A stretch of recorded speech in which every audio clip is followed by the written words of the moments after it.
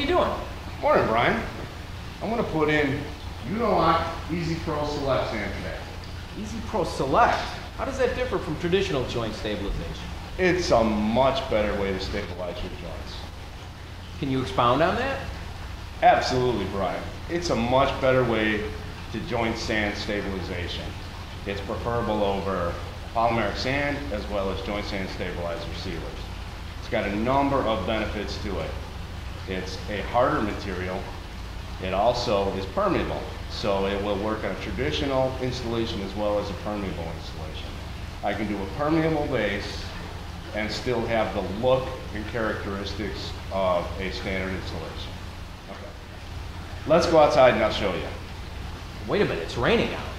Oh, it's an ideal situation. You can do this installation in the rain. That's a perfect situation for me to show you how to do this installation. It's a material that can be installed during the rain. So why don't we go outside and I'll show you. I've got a poncho here for you. Bruce, you've got to be kidding me. There's no way we can install product in these conditions. This is an ideal situation. It's raining out. I need to pre-wet the material first, all right?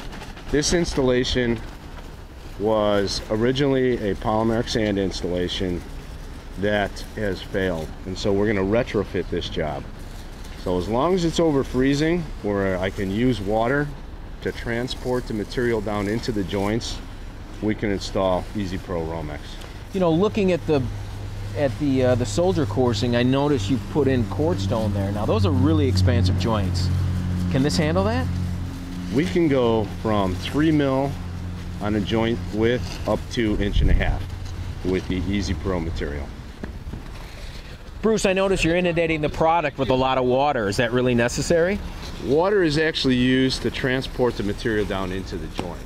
So that's the beauty about it. It is the only material that we can do this with. So unlike traditional polymeric sand, which is activated by water, this is activated by air? This is cured by airtime, correct. So we've got lower temperatures today. We'll have a 24-hour set time up to a 48 to 72-hour cure time.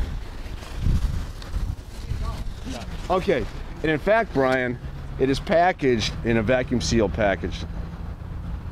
Alvaro is going to open up a container as we speak here. And the whole intent, again, is to prevent air from entering the material prematurely. We'll go over how to save the material and retain it into an airtight container as we finish. And what kind of package does that come in? How big is this? That's a 33-pound container of pre-mixed sand.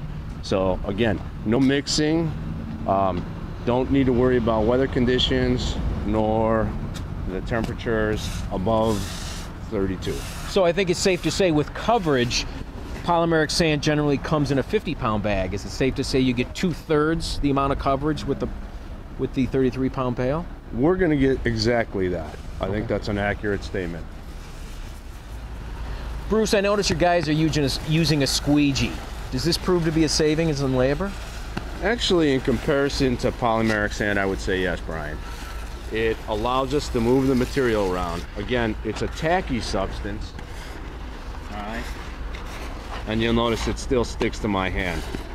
So I think it's a labor savings, because if you look at the installation of polymeric sand, where I would have to come in with a plate compactor, vibrate the material down, all right, and clean that off with a blower as best possible, activate with water. So that whole process of polymeric sand and the installation of it, I would say we dump and go with this.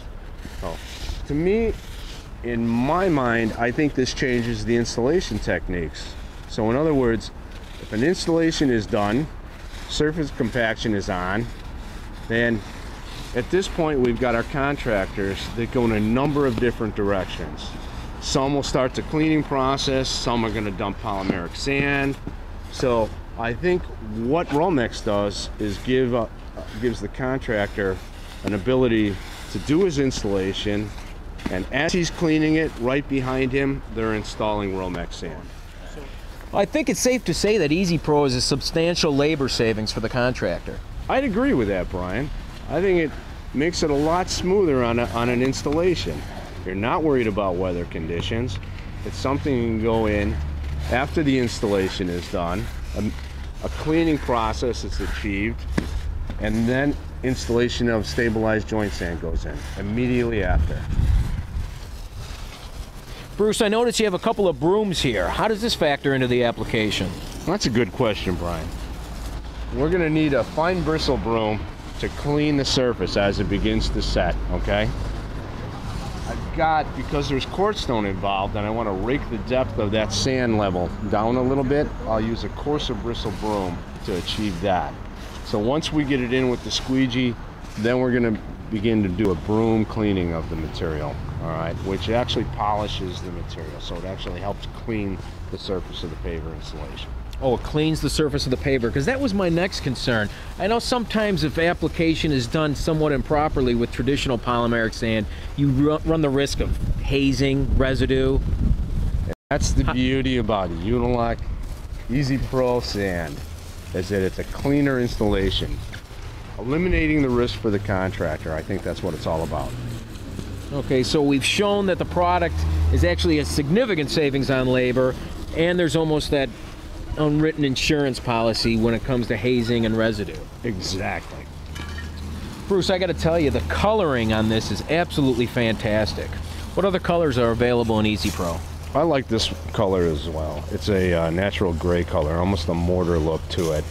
But it also comes, Brian, in tan, white, as well as a basalt.